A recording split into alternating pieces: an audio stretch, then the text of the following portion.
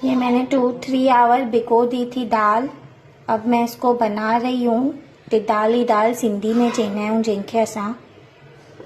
इनखे टे सीटियूं हणाईंदमि। उसमें नमक और हल्दी डाल दूंगी, फिर बॉईल कर दूंगी। फिर प्याज डालेंगे,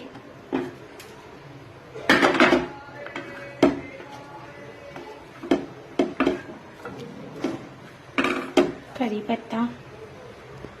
अब इसको थोड़ा सौते करेंगे, ब्राउन थोड़ा कर। अदरक मिर्ची भी डाल देती हूँ मैं भी। Salt to taste, chilli powder and थोड़ा सा धनिया पाउडर। कि टमाटर से देखने में आए नहीं, खाने में आए। इसको इतना जितनी देर भूनेंगे उतना टेस्ट आता है, तो इसको भूनेंगे अच्छी।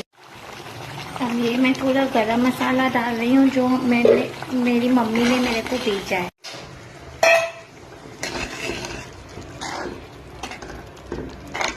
थोड़ा और सिजाऊंगी इसको मैं, 5-10 मिनट सिजेगी दाल।